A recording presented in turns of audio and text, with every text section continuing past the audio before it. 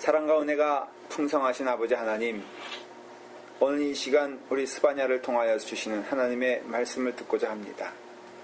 우리가 하나님을 온전히 바라보게 하시고 하나님께로 나아가며 하나님 은혜 아래서 믿음 생활 잘할 수 있도록 축복하여 주시옵소서. 하나님의 말씀이 우리의 양식이 됨을 고백합니다. 또한 기도를 통하여 하나님께 우리가 대화를 하며 하나님과 동행함을 체험합니다. 이 모든 삶에 있어서 참 신앙의 삶을 살 수 있도록 인도하여 주시옵소서. 예수님의 이름으로 기도드리옵나이다. 아멘. 거기 보면요, 이 스바냐서의 하박국서가 있잖아요. 우리가 지난 거의 방학 전이니까는 꽤 오래전에 했어요. 거기 보면은 예를 들어서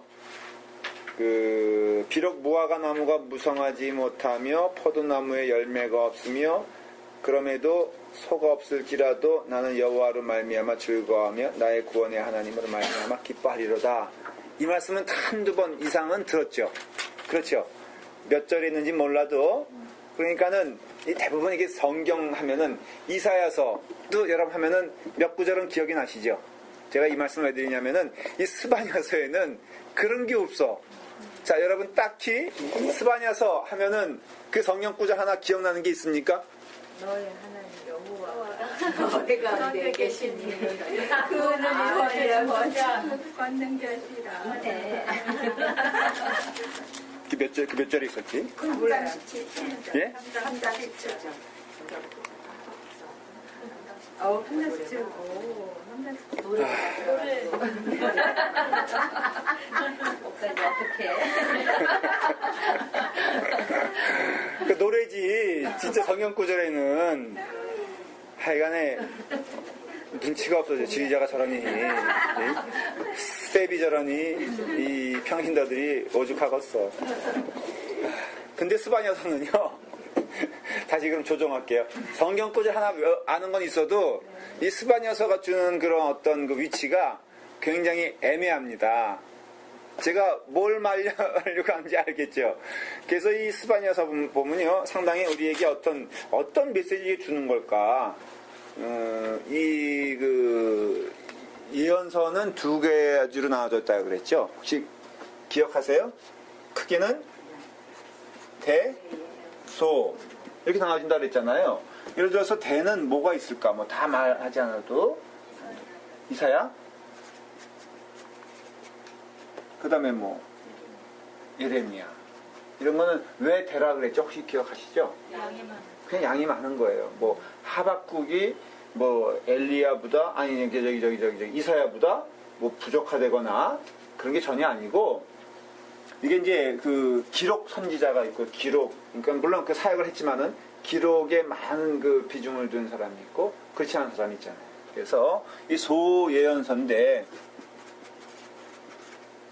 이 소예언서의 흐름은요, 이 예언서 나온 때가 언제냐면은 이스라엘 역사의 말기에, 이거를 유념해 두셔야 돼요. 말기니까는 이스라엘이 망해가는 때 아니에요? 왜 망할까? 왜 망할까? 여러분, 그 주는 메시지가 있어요. 이건 전체적으로 다 리뷰를 꼭 해야 돼요, 여러분들이. 왜 망할까? 그렇지. 그거 아주 심플한 거예요.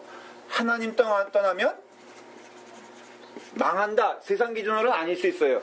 왜냐면 위대한 나라들, 그리스란 나라도 그랬고, 알렉산더, 그 다음에 로마란 나라도 그렇고, 나름대로 굉장히 멋있는 어떤 나라들이었잖아요. 그러니까는 그런 기준으로 봤을 때 이스라엘이라는 나라가 차지하는 비중은 솔직히 말하면은 세상 사람들의 기준으로 보면은 아무것도 아닌 거예요. 이거 그게 그 나라가 위대했다 아니었다라고 말할 것도 없어. 그런데 성경은 분명한 메시지를 주는 거예요. 이 땅의 사람들이 망하는 이유는 하나님 떠나서다 이거예요. 그럼 이 땅의 사람들이 흥하려면은 어떻게 해야 돼? 하나님께 돌아오면 되는 거예요, 그냥. 오늘날에도요, 교회가 그런 고민들을 많이 해요. 목사님들이 지금 모이면요, 어떻게 보면은 정말론적인 그런 신앙과 마음을 얘기하는 게, 이게 방향이 안 보이는 거예요. 목사님들도 그렇고, 또 성도들도 이상하고, 그리고 또 그럼 나는 또 자유롭냐? 저는 자유로워요. 권사님도 자유롭게 간절히 바래요. 그런데 이게 고민이 되잖아요. 이게 뭐 그렇기 때문에 우리가 그러면 어떻게 해야 되냐? 아주 답은 간단한데 참 복잡하게 생각을 해. 하나님께 돌아오면 돼. 우리 교회가 어떠한 길을 가길 원하냐? 이건 너무너무 간단해요. 그냥 모든 성도들이 다 하나님 앞에 온전히 서 있는 자가 되면 돼. 또 쉽게 말하면 그냥 주일날 와서 사람 만날 수 있죠. 오늘도 사람 만나고 그러죠. 그러나 하나님 대면하라 이거예요. 하나님 앞에서 하나님의 자녀로서 숨쉬며 살아가고 하나님, 아버지 하나님 저 여기 왔어요 라는 정말 그런 고백과 함께 고백으로 끝나는 것이 아니라 그 체험이 되어서 그냥 매일매일이 기쁘고 즐거운 삶을 살면은 이 땅에 사는 동안 우리에게 있어서 정말로 얼마만큼의 역사가 일어날지는 우리는 몰라요. 그러나 말세가 될수록 믿는 자들은 적어질 것이고 시련은 더 올지도 몰라요. 그러나 그럼에도 불구하고 믿는 자의 기쁨은 더 배가가 될 거예요. 역설적으로 말하면. 그러니까 우리는 어떻게 해야 되냐. 그러니까는 뭐 여러 가지 교회들 뭐 주변에 있는 그런 것도 사실 거기 입에다 이게 거품으면서 흥분하는 것도 사실은 우스운 거야. 제가 지난주에 설교했는데 그런 얘기 했더니 누가 자극을 받았더라고요. 흥분하는 사람이 더 그것 때문에 그게 마음에 찔려서 흥분하는 거다. 그래서 정말로 그 마음이 들키니까 그게 그런 거다. 제가 그 얘기한 거 기억나세요? 교만한 사람이 교만 얘기하면은 그것 때문에 더 막 흥분하고 왜 그러냐면은 우리가 우리의 삶을 통하여서 그 예언서를 통해서 주는 메시지지만은 지금 우리가 가장 중요한 질문은 하나님 앞에 우리는 누구냐라는 거예요. 거기에는 저도 여러분들도 목사의 타이틀 뭐 집사님, 권사님, 장로님 이런 타이틀 사실 그것이 의미는 있어요. 그 직분의 역할이 있으니까. 그러나 그것이 천국과는 보장이 안 된다는 것은 역설적인 의미에서 이게 어떻게 보면은 버려야 될 그 타이틀이라는 것을 알게 되는 거예요. 그래서 이제 소예언서는 특별히 이스라엘의 말기 시대 때 망해가는 이스라엘 향하여서 끊임없이 하는 얘기가 뭐겠어요? 돌아오라는 거더라고요. 호세아서가 그랬고, 뭐 스바냐서가 그랬고, 그 다음에 오바디아, 뭐 나훔, 다 이런 것들이 우리가 생각하게 되었을 때 이런 그 메시지를 주는 거예요. 간단해. 하나님께 돌아오면 살고 하나님을 떠나면 죽은 인생인데 너희들 인생을 봐라. 지금 하나님을 떠나서 어떠한 삶을 살고 있는지 그것에 대한 지금 메시지를 주고 있습니다. 그 다음에 또 하나 특징이 있는데요. 저자에 대한 특징이에요. 저자는 그러니까 예언서들을 얘기하는 거예요. 저자들은 크게 두 부류로 나눠요. 하나는 야인이라고 할 수 있고 하나는 야인 반대가 뭘까? 이 적절한 표현이 아니 선지자인데 그러니까는 이렇게 학벌 없이 광야에서 나오는 소리. 세례요한은 귀족 출신이에요. 그러니까 전혀 종교적으로 봤을 때 그런 사람들이 있어요. 좀 더 설명할게요. 근데 그 반면에 이 종교적인 제도 안에서 나온 사람들이 있어요. 그러니까 예를 들어 제사장의 자녀라든가 아니면은 성전을 지키는 사람이라든가. 그래서 그 예언서의 저자들은 두 그룹으로 나누는데 하나는 어떤 경우는 목동, 그렇죠?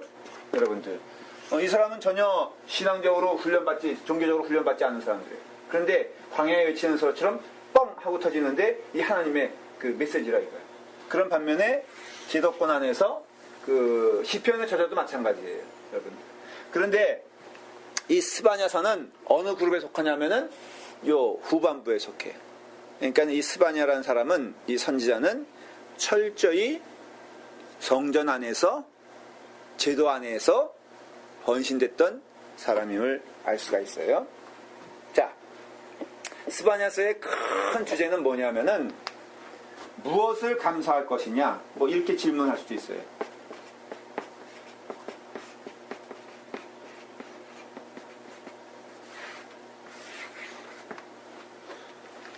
특별히 이게 우리가 참조를 하는 그 교재 가운데 막 데버라는 분이 있거든요. 그분이 이 타이틀을 가지고선 설교를 했어요. 스바냐서를 가지고선 무엇을 감사할 것인가. 그래서 이 스바냐서에서는 우리가 감사해야 될 것이 무엇인가를 찾아볼 수가 있어요. 그래서 우리가 그 무엇을 감사할 것인가라고 했을 때 이렇게 질문할 수 있어요. 하나님이 우리를 지키시지 않는 것 같을 때, 그럴 때가 있잖아요. 그렇죠? 하나님이 살아계시다면 이렇게 역사하실까라고 하는 부분들이 많이 있죠. 한번 그거는 우리도 마찬가지죠. 교회 안에서도 하나님이 살아계신다면 어떻게 저 사람이 저런 위치에서 저런 그 역할을 할 수 있을까? 가끔 그런 거 생각하지 않아요? 어떻게 하나님 살아계시다면은 목사님이 저러시는데, 어떻게 하나님이 살아계시다면 교회 사람들이 저러는데, 교회가 저러는데, 또 하나님이 살아계시다면 이 세상에서 일어나는 일들에 대하여 막 질문을 던지잖아요. 스바냐서의 질문이 그런 질문이에요. 그럼에도 하나님은 살아계신가? 하나님은 역사하시는가? 하나님은 이 상황에서 손을 놓고 계신가? 붙잡고 계신가? 그 결론은, 스바냐서의 결론은 붙잡고 계시다 이거예요. 그러니까 우리가 생각하기에 막다른 골목처럼 보이고 이게 이래가지고 이게 하나님의 나라라고 할 수가 있는가, 하나님께서 뭐 역사하시는가라고 할 때라도 그거는 우리가 이게 어떤 그 마이크로라고 그러잖아요. 자꾸 우리가 우리의 삶을 통해서만 봐서 그렇지, 우리의 긴 인생을 봐도, 긴 역사를 봐도 하나님의 약속의 시간으로 우리는 기차가 가는 것처럼 끊임없이 가는 것을 봐요. 그래서 우리가 눈으로 보기에 이거 참 이상하다, 이거 참 어디로 가나 라고 할 정도의 아주 그 어려운 환경 속에서도 이해가 되는 것은 말세의 때가 되면은 그런다 그랬거든요. 그러니까는 우리가 정말 언제가 말세일지 몰라요. 근데 뭐 말을 하기를 우리가 그 말세는 얼마 남지 않았다 그렇게들 얘기를 해요. 근데 그것도 사실 모르는 거예요. 다만 중요한 것은 세월이 흘러갈수록, 시대가 바뀔수록 2000년보다 지금은 더 하나님을 대적하는, 그리고 지금은요 그때보다 더 무서운 것이 하나님을 대신하려고 하잖아요. 인간이 지금 인간의 마음, 보통 마음 가운데 과학과 모든 것이 발전되면서 어떤 마음이냐면요, 모든 나의 삶을 내가 컨트롤할 수 있다고 생각을 해요. 하나만 예를 들고 더 얘기를 할게요. 인간이요, 자 원자력 만들어 놓고 뻥 터지니까는 어때요? 감당이 돼, 안 돼? 지금 벌려놓고 어린애처럼 감당하지 못할 일들이 점점점 우리에게 많아질 것입니다. 좋은 의미에서 자동차 막 끌고 다니고 막 문명에 이기 그러는데 북극이 높고 지금 남극이 높고 하는 거에 대해서 어떻게 할 수가 없어요. 그냥 어떻게 보면은 마치 머릿속에 받고선 아유 난 몰라 라고 하면서 똑같은 거예요. 인간의 욕망이 오래 사는 거잖아요. 그렇죠? 그래서 여러분 한번 물어봐요. 우리 최경희 강사님은 몇 살까지 사셨습니까? 80? 또 겸손까지 뭐. 지금 80 우리 어른들이요 쌩쌩해요. 근데 안 아프면 오래까지 살아도 될 것 같아요. 응. 안 자, 아프면. 이제 우리 권사님 때는 모르겠는데 저 때 정도가 제가 훨씬 어리잖아요. 저 때 정도 되면은 암은 정복되지 않을까. 그러면 어나더 한 암만 정복되더라도 다른 병이 생깁니다. 가만 계세요. 암만 정복돼도 한 20년은 살 것이고요. 그 다음에 피부 노화만 막으면은 50년은 살아요. 그런데 문제는, 그래서 인간의 목표를 지금 얼마 잡고 있냐면 한 200년 잡고 있어요. 아직, 예. 200살까지. 그러면 200살까지 산다. 싫어요? 나 살고 싶어. 그럼 가세요 그냥. 이렇게. 근데 보십시오. 인간은 그것만 생각하잖아요. 어떻게든지 그 노화를 늦추고 건강. 근데요, 고령화 사회가 고령화 인구가 30%가 넘으면 이건 죽는, 완전히 그게 단지 30%가 아니라 그 분위기가 30%가 되면 완전히 죽은 사회가 돼요. 지금 막 우리나라가 급격하게 지금 20% 넘어가고 있죠. 진짜 그래요. 지금 우리도 마치 이민교회도 지금 이민이 딱 끝났잖아요. 그러니까 이제 여러분들이 젊은 세대가 됐어. 근데 이렇게 되면요, 인간이 200살 한다, 설사. 그럼 여러분들 아들, 딸들은요, 감당할 수 없는 세계에서 진짜 우리를 원수 보듯 할걸? 다음에 어떤 비극이 벌어지냐? 왜 엄마는 빨리 안 가는 거야? 응? 내가 120살이 되면은 우리 아들은요, 내가 120살이면은 우리 아들은 90살이야, 90살. 너무, 그러니까는 이건 어른들로 간 얘기가 아니라 갈 때 가셔야 돼. 예, 저도 갈 때 가야 되고, 그게 좀 넉넉하게 뭐, 한 90살까지면은 요즘은 많이 그래도, 유행입사님도 90살까지 살면은 정말 땡큐.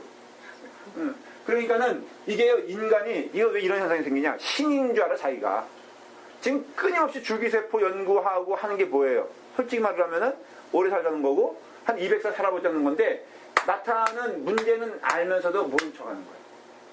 인간이 200살이 됐을 때 지구의 모습이 어떻게 변하는가에 대해서는 아무도 얘기 안 해요. 알면서도. 그냥 무조건 오래 사는 게 좋다라고 하는 식으로 가는 거는, 이거는 아니죠. 그쵸?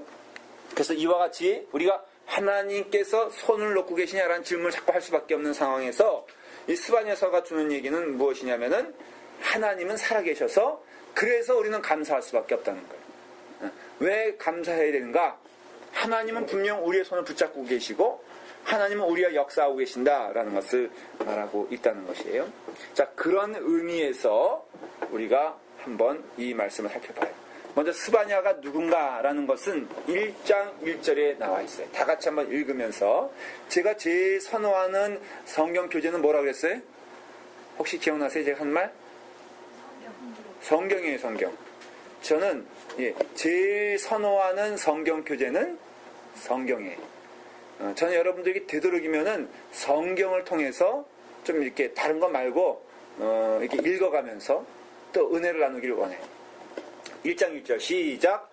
암몬의 아들 유다왕 요시야의 시대에 스바냐에게 임한 여호와의 말씀이라. 스바냐는 히스기야의 현손이요 아마리아의 증손이요 그다리아의 손자요 구시의 아들이었더라.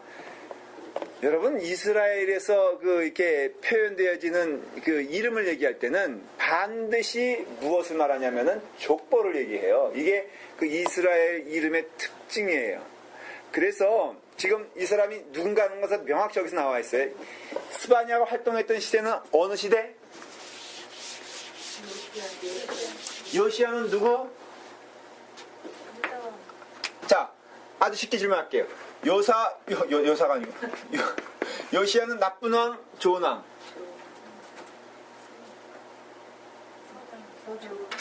많이 들어봤죠? 그렇죠? 좋은 왕이에요.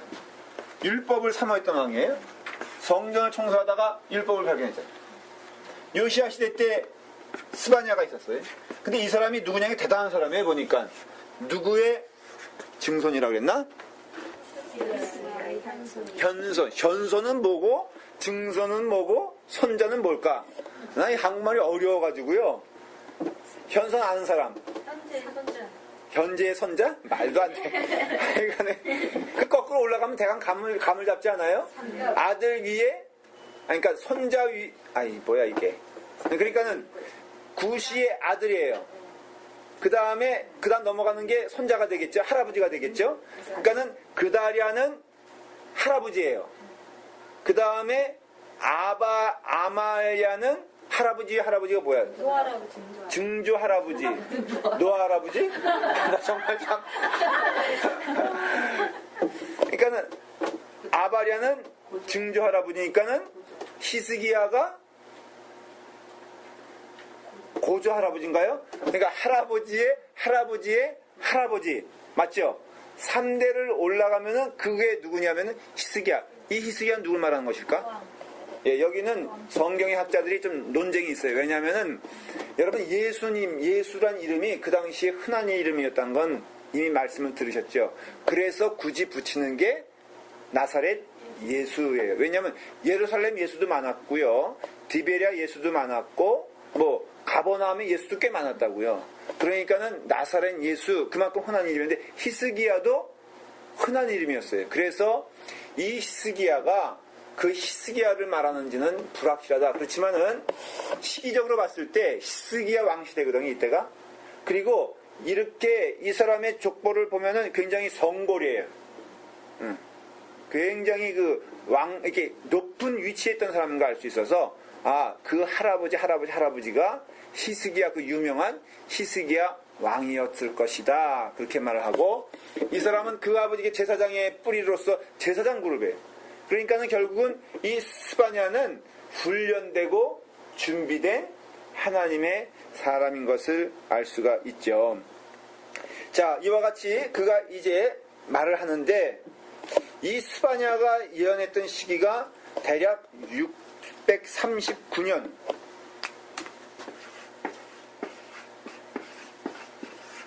600년대예요. BC. 예수님과 차이점, 쉽게 이해하면 이렇게 되죠. 예수님과 몇 년 차이? 네. 뭐 한 700년, 600 조금 넘는 그 정도라고 할 수 있어요. 그때 당시 이스라엘의 말기. 그러나 요 당시 히스기야 당시에는 스바냐 당시에는 요시야 왕이 부흥운동, 그러니까는 나라가 그래도 반짝 강성했거든요. 그러니까는 스바냐 시대 때에는 사실은 여전히 강성했던 때를 알 수 있어요. 근데 신랄하게 스바냐서에 보면요, 영적 타락이 있는 것을 알 수 있어요. 그래서 이 성경학자들은 이렇게 이해를 해요. 요시야가 종교개혁을 일으켰잖아요.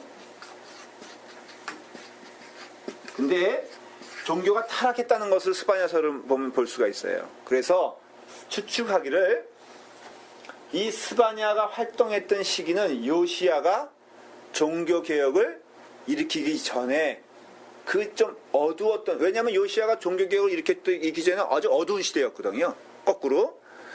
그렇기 때문에 그때 이 성경이 쓰여지지 않았을까, 한창 그때 활동하지 않았을까라는 것을 생각하게 됩니다. 자, 이제 스바냐서를 통하여선 몇 가지 우리가 중요한 포인트를 배우게 됩니다. 하나하나 저와 함께 여러분들 성경을 읽어가면서 이제 말씀을 나누도록 하겠습니다. 첫 번째 우리가 생각하는 것은 오직 하나님만이 하나님이시다라는 것을 말하는 것이에요. 이게 첫 번째 스바냐서의 주제예요. 왜 이 말씀이 중요하냐면은 하나님이 하나님같이 안 보이기 때문에 그런 거예요. 그때 사회적 현상이, 여러분, 우리 인간은요, 악하긴 해도 붙잡고 싶은 것을 붙잡습니다. 다시 말하면 믿어지면은 그러니까는 그 길로 가는 거죠. 여러분들 가보십시오. 여러분들 중에서 가장 마음의 중심에 있는 것이 믿는 거거든요. 난 어떤 경우는 어저께요, 제가 세상에 그런 일이, 이런 일이 꼭 보셔야 돼요. 인간의 겸손을 두 개가 나와. 제가 두 스토리를 봤나? 하나는요, 부부가 말을 못해. 청각차이죠. 듣지도 못해. 그런데요, 젊었을 때부터 그런 사람을 만난 거예요, 둘이서. 그래가지고 결혼했는데요. 그 남편이 막 이러고 말하는데, 터널케 준사님이 그러는데, 자기 아내가 그때 너무 이뻤대요. 만났는데. 근데 만나가지고는 사랑하는데, 아내를 위해서 어떻게 뭘 즐겁게 해줄까 그러다가 나무를요, 한 수십 년 계획을 세워가지고 나무로 우주선도 만들고, 나무로 침대도 만들고, 나무로 정자를, 한 나무 뿌리로 있잖아요. 이렇게 정자 하나가 이렇게 만들어졌는데 이게 다 한 나무예요. 그 다음에 뭐 탱크도 만들어서 포탄까지 날아가는 것까지 나무로 하나. 야, 저정만 하면 걔 좀 너무 행복하겠지. 그리고 그냥 그 아내를 위해서, 근데 그 아내는 그냥 남편이 사랑스러워가지고 연세가 여보 한 60대 된 거예요. 못 봤어요? 딴 여자랑 만났지. 누구랑 보셨어요? 하여간 그래요. 근데 제가 이런 생각을 해요. 그들 가운데 한 사람 사라지면은, 야, 그것도 우상이 되겠다. 한 할머니인데요. 할머니인데 뒤로 걸어. 다시 봤지? 그러니까는 이 의학적으로 이상한 거예요. 그래서 태어날 때부터. 아니에요. 나 갑자기 몇 년 전부터 이렇게 되는 거예요. 근데 그 시점이 남편을 사별한 때랑 똑같은 거예요. 그래서 추측하기를 이게 너무 근데 그 남편을 너무너무 사랑해가지고요. 몇 년 동안 눈물이 그냥 계속 진물이 돼가지고, 여러분들은 뭐 남편 장례 치르면은 밥 먹고 또 그러잖아요. 그게 현실이잖아요. 나도 예를 들어서 내가 우리 집사람보다 먼저 가면은 우리 집사람 그냥 나 장례 치르고 가서 맛있는 육개장 먹으라 그러려고. 다 그렇죠. 근데 이분은 진물이 날 정도로 그래가지고는 그게 혹신가 하고서 근데 물론 뇌에 뭐가 좀 이게 상처를 발견하게 됐어요. 그런데 그 생각할 때 이런 생각을 하는 거예요. 갑자기 마음 가운데 우리가 누가 있는가, 마음 가운데 무엇이 있는가, 그것이 따라서 우리가 마음이 움직이는 거거든요. 근데 여러분 지금 이 시대에는요 조금 평탄한 시대예요.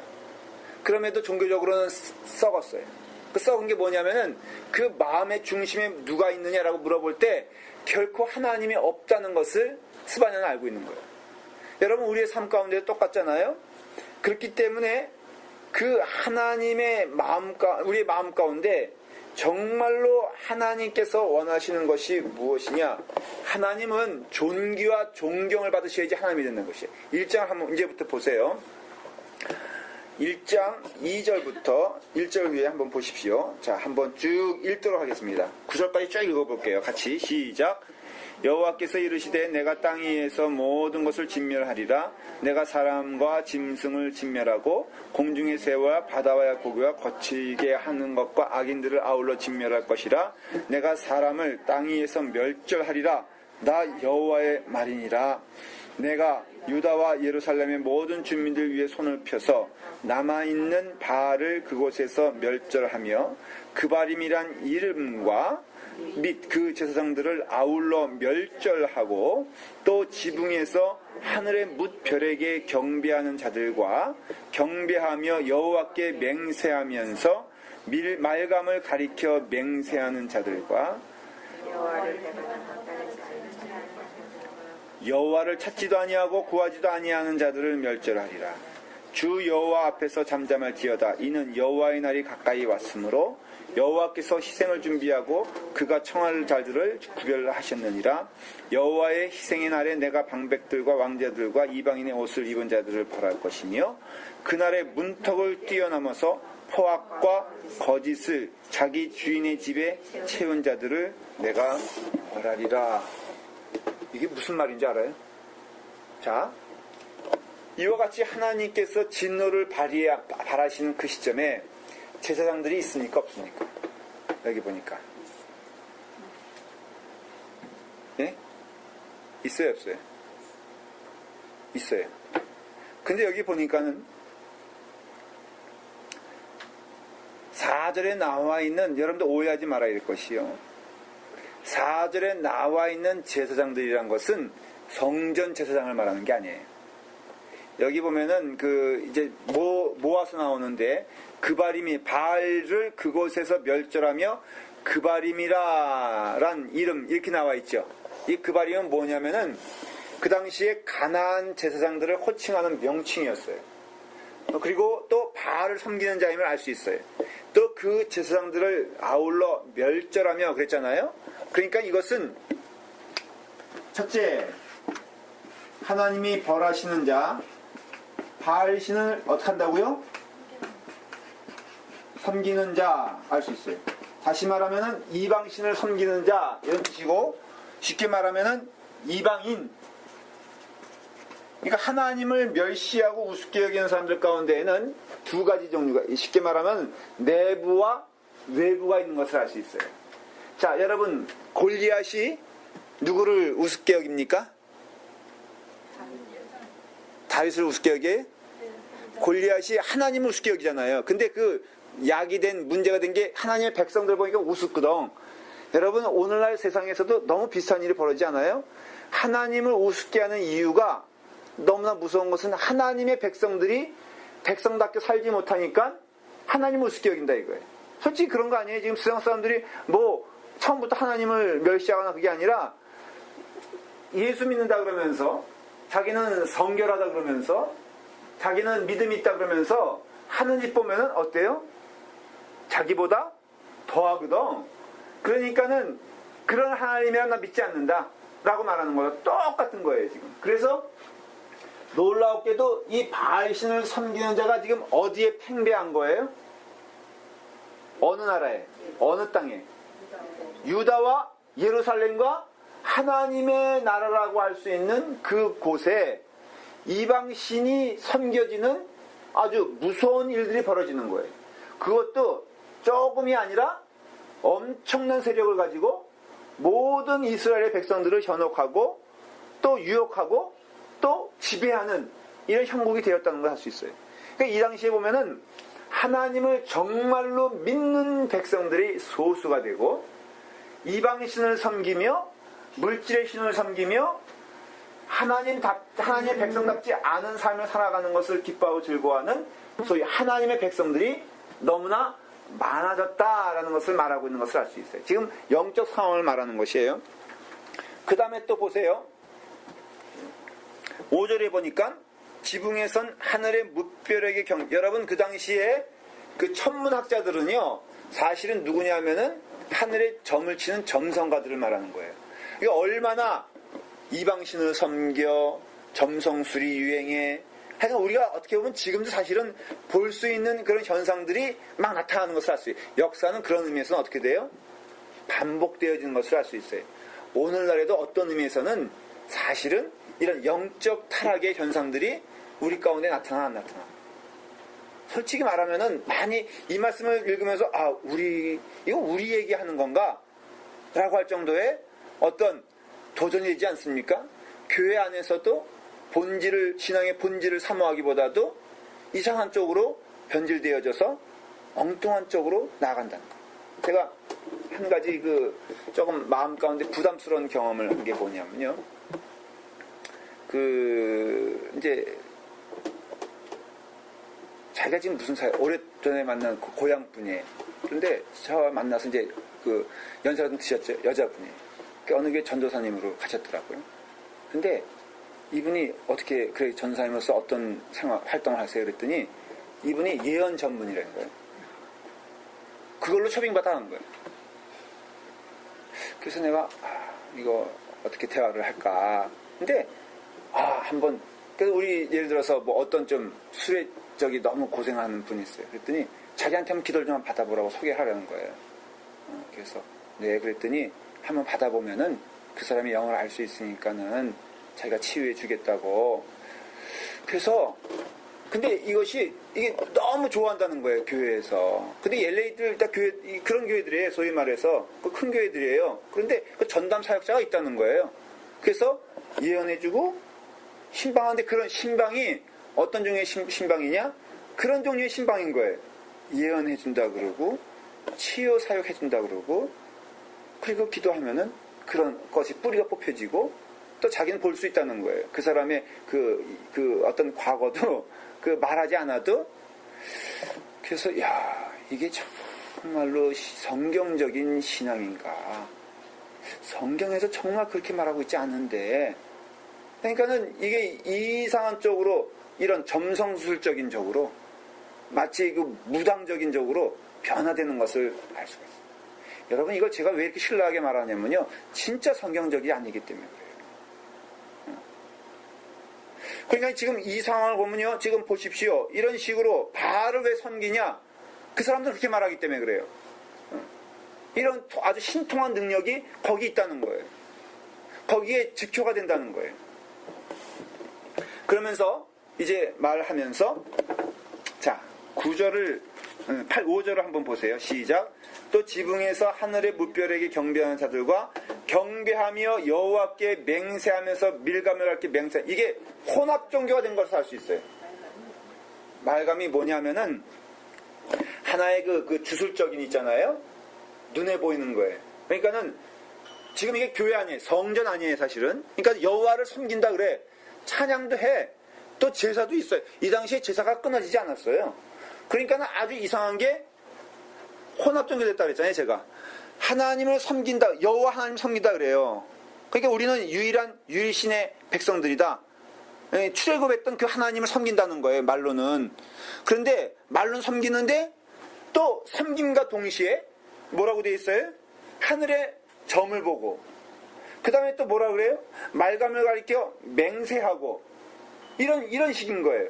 그러니까 믿음이 뭐 예수 믿으면서 점치는 거에 대해서 한번 제가 얘기한 적이 있는데 실제로 저한테 물어보더라고요. 그게 왜 잘못됐냐 이거예요. 저한테. 이해가 안 되세요? 저한테 오히려 따지더라고. 아니 마음의 평화를 위해서 뭐 그게 중국집에 가도요. 뭐 이렇게 식사 끝나면 뭐 나눠주잖아요. 전 교인들이 그거 보고 앉아가지고 이거 하는 건 정말 싫어. 그러니까 이렇게 얘기하면 좋지. 재미는 좋아. 근데요 얼굴 보니까 재미가 아니야 보니까. 당장 저 일커스토어 가가지고 그 살 태세야. 그걸 제가 어떻게 하느냐. 저도 친절하게 설명을 들었지. 맨 처음에는 뭐 저번에 자꾸만 까보래. 뭐 마뜩치 않게 까봐. 그러면 뭐 글이 있잖아요. 뭐 오늘 너의 날에 있어서 조심해야 될 것은 물이다. 물만 벌컥이면서 잘만 먹고 살았네. 근데 그 뒤에는 또 번호가 써있어요. 그래서 내가 이 번호가 대체 뭐냐 그러니까 기다렸다는 듯이 이거 오늘 목사님 사시면요 이거 대박입니다. 그러면 중국집 간 사람마다 대박이게. 그러니까 이게 이상해지는 거예요. 믿음이 있다 그러면서 점 보는 것도 정말로 믿음이 있다 그러면서 관상 보고 믿음이 있다 그러면서 세속적인 생활하고 믿음이 있다 그러면서 온갖 세상의 잡신을 섬기면서 살아가는 사람들이 이 당시에가 판을 쳤다라는 것을 지금 얘기해 주고 있는 거예요. 자, 그러면서 6절 보면요. 보십시오. 여호와를 배반하고 따르지 아니한 자들과 여호와를 찾지도 아니하며 구하지도 아니한 자들을 멸절하리라 그랬어요. 자, 반반이면은 결국은 뭐가 됩니까? 이 사람들은 지금 하나님도 찾고 뭐 그게 어떠냐라는 식으로 살아가는 거예요. 근데 성경을 보면은 그 행위는 결국은 뭐라는 걸 알 수 있어요? 하나님을 버린 걸로 이해가 되는 거예요. 성경으로 보면. 자, 하얀 우유와 그 초콜릿 우유 섞으면 어떻게 되죠? 초콜릿이 되죠? 신선한 우유와 상한 우유 섞으면 어떻게 되죠? 여러분들 혹시 엄마 가운데 이런 분들 없잖아요. 뭐 이건 과장된 비유인데 애들이 먹다가 남겼어 우유를. 근데 하룻밤 그냥 실온에서 날씨 저 더운 때 남겨서 3분의 1 정도 남겼다고 하십시다. 이거 너무너무 아까워. 그러면서 냉장고에 있는 신선한 우유에 붓는 엄마 있어 없어? 다녀놓고 버리잖아요. 근데 논리적으로는 이거 뭐 이 양이 많고 신선한 우유가 이거 조금이고 그러니 뭐 상받지도 않고 집어넣었다.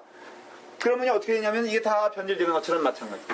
그러니까 우리가 성경 말씀에 그럼 여호와를 의지하되 힘써 의지하자 이런 말이 나오잖아요.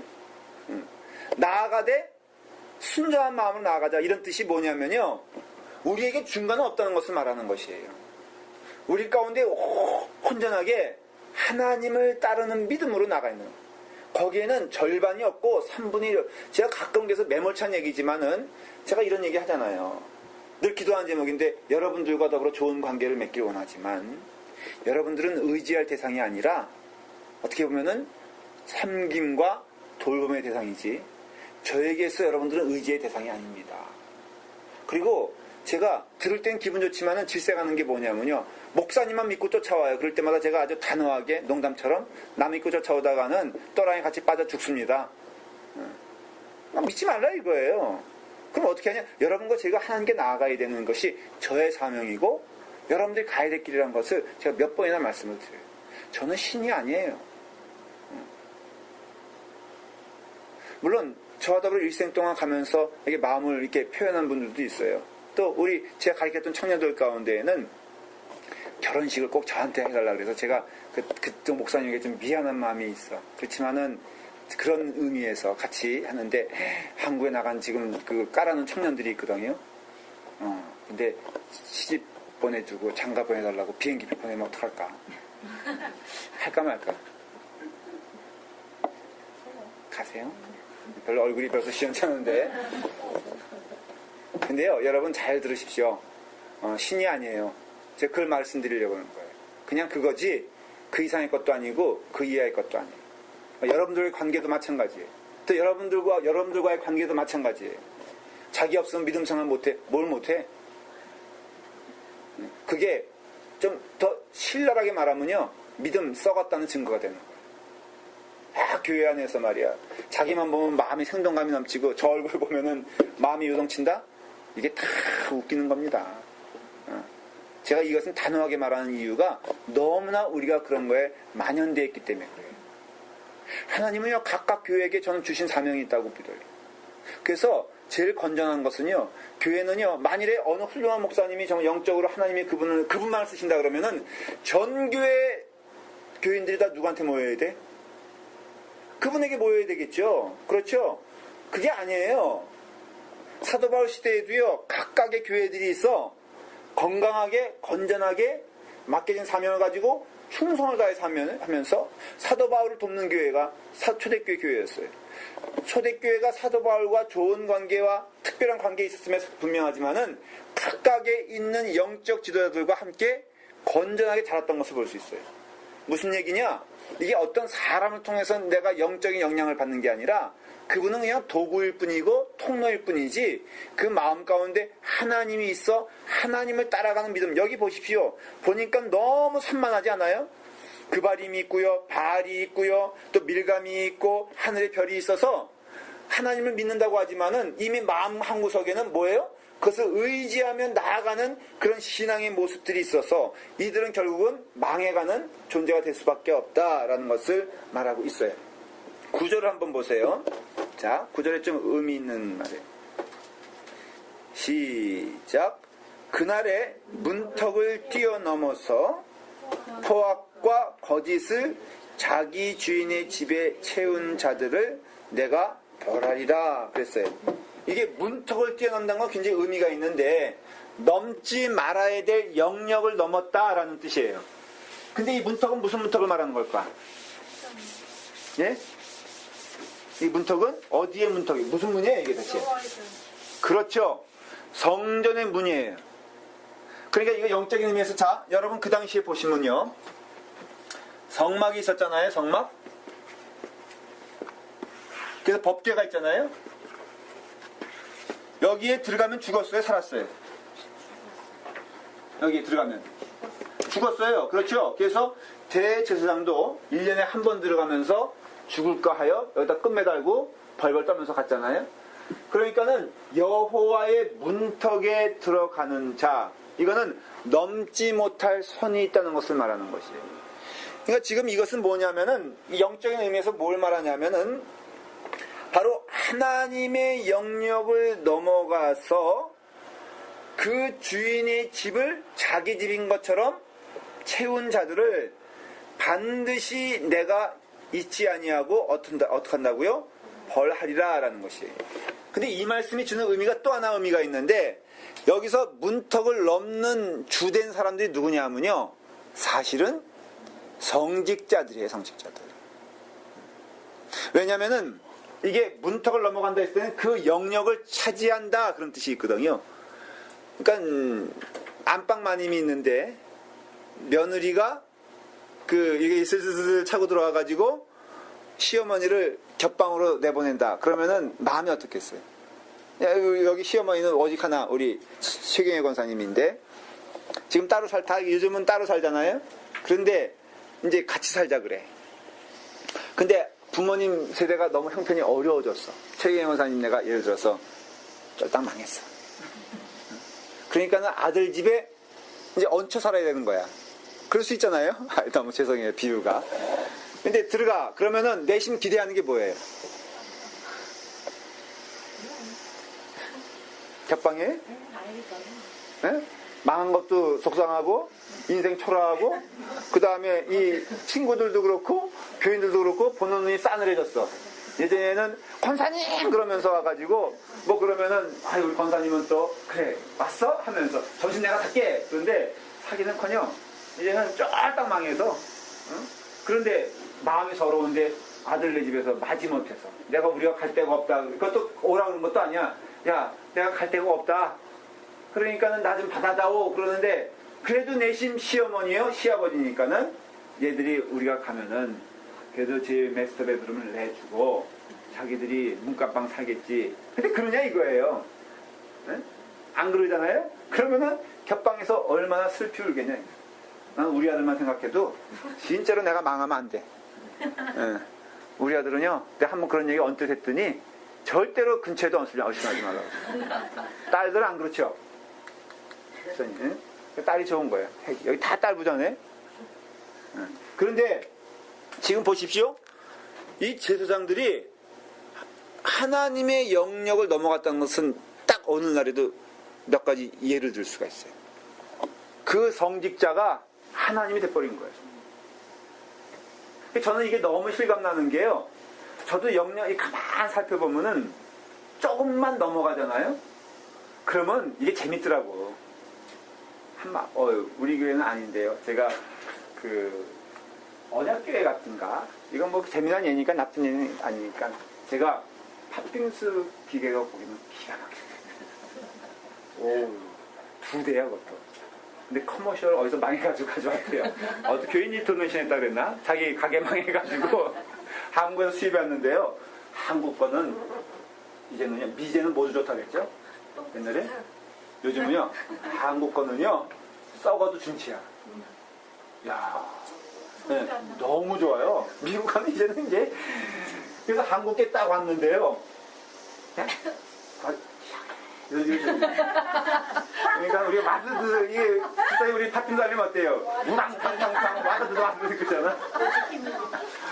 근데요, 거기는요, 한 기계가 이게 미니 냉장고만큼 크더라고. 그렇게는 안 컸어요. 요만했지. 그냥 크대면 큰지 아세요? 이런, 알았어요. 근데 이게 소리가 안 나는 거야? 이렇게 조그만데? 그러니까 너무 좋아. 어. 소리도 안 나고 얼음이 너무 잘 나. 요만한데요? 그냥. 안 그래도 한 대로 오시더라고. 아니, 얘기 들어봐. 글쎄. 지금 그 포인트가 아니고 다음인데 빨리 넘어가야 돼. 근데 실감나게 이게 탁 집어넣으면요. 끝나. 그것도 5초야.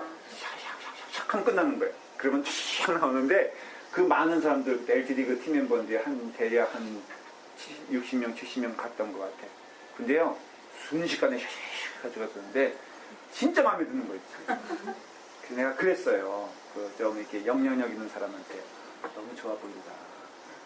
우리도 저런 거 하나 필요한데 그 상표가 뭔지 좀 갖고 가라고 했더니 이분이요. 그 다음 목사님 알았어요. 저희가 저기 한번 알아볼게요. 그래서 그 다음에 딱 목사님 어떻게 존경하는 목사님한테 저희가 이런 것을 드릴 수가 있나요? 아니 그러면서 한국에 주문해놨어요. 진짜요? 내가 이런 사람이에요. 진짜. 목사님 그 주문해놨으니까는 근데 아직 주문 날짜가 오래됐는데 그분 표현으로는 목사님에게는 이유가 드릴 수가 없어서 제가 다 알아봐서 그리고 또 이거는 교회 도네이션 한 거기 때문에 그래서 제가 아예 목사님을 풍모하는 마음으로 제가 한국에서 오더했습니다. 얼마짜리? 아니요. 그냥 신경 쓰지 마세요. 아니 그래도 제가 또 알아보고 하니까 2,000불 됩니다. 이렇게 돼요? 200만 원. 아니 그 얘기 아니라 내가 이런 사람이란 말이에요. 여기 성경의 포인트로 말하면은 제가 우리 교회에서만 이렇죠. LTD 같은 데 가면요. 제가 딱 가면은 다 일어나. 근데 그게 진짜 물건이 와야지 제가. 아니, 그것까지는 진실이야. 오는지 안 오는지 아니 모르겠지만은. 진짜 와봐야지 알지. 아니, 그러니까 그게 중요한 게 아니고. 지금 여러분들 하면 이것만 생각하는데 내 얘기 포인트는 그러다 보니까요. 제 마음 가운데 가고 싶으세요? 어딜가 하긴 여기서 근데 우리는 안 그렇잖아. 뭐 내가 오는 등 마는 등냥 어디 속해 가도 지들끼리 다 먹고 있고 먼저. 그런데 그럴 수 있어요. 진짜로. 한국 가보니까요. 제가 말을 몇 번 얘기했잖아요. 녹그릇에다가 상 차려주더라. 그리고 목사님 가면요. 썰물처럼 쫙 교인들이 큰교회 가니까 쫙 퍼져. 그래서 물어봐요. 녹그릇이 안 돼요. 근데 그런 생각이 나더라고요. 야, 이러다가. 그리고 그게 몇 번 지나가니까요. 너무 자연스러운 거 있죠. 저도 그런 걸 몇 번 경험하다 보니까 왜 안 해줘? 이렇게 되는 거예요. 어느 게 설교 부탁받아가지고 가니까요. 소위 비서실장이라는 사람이 주차장까지 와 있더라고요. 그리고선 저를 딱 문 열어주고선 저를 쭉 안내하는데 야 목사 할만하대. 근데 무서운 마음이 들었어요. 왜냐하면은 정말로 제가 한국교회 없었던 것도 아니거든요. 제가 큰 교회에서 그 봉사한 것도 있거든요. 근데 너무 문화가 틀려진 거예요. 내 기억에는 이런 거 아니었거든요. 한경진 목사님 예를 들어서 그 다음에 뭐 이런 분들 제가 옆에서 보기도 했거든요. 근데 그런 모습이 아니었다고요, 사실. 솔직히 우리가 말하면은 오카노 목사님 같은 경우 우리 존경하잖아요. 하영재 목사님 같은 경우도 그런 스타일은 아니었거든요. 근데 요즘은 이상하게 변한 것 같아. 다. 그래서 야 이거 정말 긴장해야 되겠다. 국민 강사님 모실 때요. 2, 30명 따라오고. 그게 정상이 아니지. 있어요. 응. 왜 따라와? 비서. 비서로? 설마 그 권사님 과장되기. 있어요. 어떤 제가 이름 데려도 돼요. 아니 되지 안 돼도 돼. 근데 이게 바로 뭐냐면요. 문턱을 뛰어넘어서 그런 뜻이에요. 지금 제가 장황 얘기한 게 그 자리는 하나님의 자리거든요. 오직 존귀와 영광을 받으실 분은 하나님이신데 교황도 마찬가지지. 솔직히 말을 하면은 무슨 교황이야 나는. 그거 왜 교황이라는 사람이 여기다 근면일관 이렇게 쓰고 그것도 자기 주제에 안 맞게 높은 거 있잖아요. 그 다음에 뭐 이거 지팡이도 지팡이면 싸구려 지팡이 해야지 거기 금지팡이 왜 들고 다니는 거야. 저는 이런 거에 대해서 거부감을 여기 어떤 반대적인 그런 얘기가 아니라 성경을 연구하고 공부하면 할수록요 여러분들 그런 것이 있어요. 성경을 봐야 돼요. 하나님 말씀을 알아야지 목회자도 정말로 정신 차려갈 수 있어요. 근데 이게 눈에 보이거든요. 이런 그 사람들이 예언서만 읽어도 얼마나 자기 자신들이 타락해가고 있는 거에 대해서 깨달을 수가 이것뿐이 없어. 길이 누가 얘기해 주는 것도 아니고. 그러니까 저는 이거 볼 때마다 저가 두려운 거예요. 문턱을 혹시 넘는 건 아닌가. 이 문턱이라는 것은요 어떤 뜻이냐면 경배와 찬양을 자기가 받는 거거든요. 우리 지휘자가 있는데 성가대원들에게서 지휘자는 어떻게 보면 하나님이 될지도 몰라. 응? 이렇게 손가락으로 띡 하면은 아 나오고 손가락으로 탁 크게도 안 해. 원래 저기 능력 있는 지휘자는요 이렇게 안 합니다. 이렇게. 응? 정말로 실력 있는 지휘자는 우리 지휘자 딱 어떻게 이것도 아니야. 눈으로 이렇게 하잖아요. 그래 안 그래? 그쵸? 딱 이러면 하면은 거대한 배가 요만한 그게 돌아가는 것처럼 착착착 되면은 마치 자기가 뭐 시처럼 생각되지 않을까? 목사가 딱 이렇게 하는데요. 너무 과도한 거는 문제가. 이게 내가 딱 한마디 해. 그러면요 그냥 다다다다다 그 여성교회들이 긴장해가지고 우리 목사님이 무슨 말 말씀하시나. 오늘 이거 조금 이 배치가 조금 마음에 안 드는데 그러면 미화 부장이 가만히 있으면 안 되지. 근데 우리 교회는 너무너무 나는 그래도 우리 교회가 좋아. 그리고 끝까지 이렇게 갔으면 좋겠어. 그래 그러면 안 돼요? 반성하시오. 그러면. 자, 여기서 주인의 위치에 인간이 들어가면은 문제가 돼. 이거는 제가 비근하게 목회자들 얘기했지만은 LA에서요 장로들이 자기가 주인이라고 하는 사람들 많습니다. 우리 교회는 진짜 감사한 줄 알아야 돼. 왜 했냐? 자기가 개척했다. 그 목사님 개척했는데 돈은 누가 내겠어, 솔직히. 그 장로님 내잖아요. 그러면 그분도 한 얘기 뻔해. 뭐 담보 잡아 집에 담보 잡아가지고 또 집을 줄여가지고 내가 이게 피와 땀을 흘려가지고 이렇게 왔으니 이 교회 주인은 목사도 아니에요. 이 교회 주인은 나다라고 하면서 그렇게 소리 지르는 사람들이 있어요. 이게 다 멸망의 지름길로 가는 길임을 기억하십시오. 헌금은 내면은 누구 것이에요? 그래서 이건 좀 조심스러운 것이지만 헌금 내잖아요. 그러면 그 영역에 대해서는 설사 그것이 만일에 아름답지 못한 결과가 나와도 그 헌금 드리는 것 자체로 끝나야지. 그 다음 하나님 역사하시겠죠. 그런데 헌금 드렸다고 이것이 내 돈이 말이야 이렇게 됐는데 당신들이 여기서 이걸로 국수 만들어 먹을 수 있어? 막 이런 분들이 있더라고요. 내가 낸 헌금 가지고 말이야 교회 안에서 이런 것을 하니 이건 아니에요. 물론 맞는 얘기도 있어. 그렇지만은 드린 것은 하나님께 드린 것이기 때문에 하나님께 드렸으면 거기서 자기의 영역은 끝난 것이면 문턱을 넘어가면 안 돼요. 교회 안에서 여러분들의 위치와 집사님은 예를 들어서 그럴 수 있죠. 집사님은 좀 쉽게 말하면 권사님의 영역을 넘어가면 안 돼요. 그 집사님은 역할은요 또 있잖아요. 권사님은 또 어떻게 보면 장로님의 역할을 넘어가면 안 돼요. 장로님은 또 목사님의 역할을 넘어가면 안 돼요. 이와 같이 이렇게 문턱이 있어서 그 문턱 앞에서 겸손히 섬기는 것이 중요하다고 얘기하고 있는데 벌써 12시가 넘어갔어요. 더 큰일 날 뻔했네. 여기까지만 오늘 읽은 데까지만 또 하고 이제 마칠게요. 그러니까 2절, 3절 보면은 사람과 짐승을 진멸하고 3절에 보니까는 바다의 고기와 거치게 하는 것과 악인들을 아우러 진멸할 것이니라. 내가 사람을 땅 위에서 멸절하리라. 나 여호와의 말이니라. 이거 읽을 때 여러분들은 무엇을 혹시 생각하십니까? 생각하시는 게 있습니까? 이게 무엇에 대한 얘기인 것 같습니까? 2절, 3절 한번 읽었잖아요. 제가 내가 사람과 땅 위에서 모든 것을 진멸하리라. 내가 사람과 짐승을 진멸하고 공중의 새와 바다의 고기와 거치게 하는 것과 악인들을 아우러 진멸할 것이라. 내가 사람을 땅 위에서 멸절하리라. 나 여호와의 말이니라. 이게 어떤 것을 지금 연상시키는지 아십니까? 3초 지나면 제가 대답할게요. 이게요 아니에요. 노아의 홍수 멸절을 얘기해요. 그걸 묘사하는 거예요. 모든 게 멸절되잖아요. 그렇죠? 그러니까는 이게 지금 어떻게 보면은 그 홍수의 멸절같이, 물론 하나님이 물로는 심판하지 아니라 그랬어요. 그러니까 예상하기를 불로 심판할 것이다 이렇게 얘기를 해요.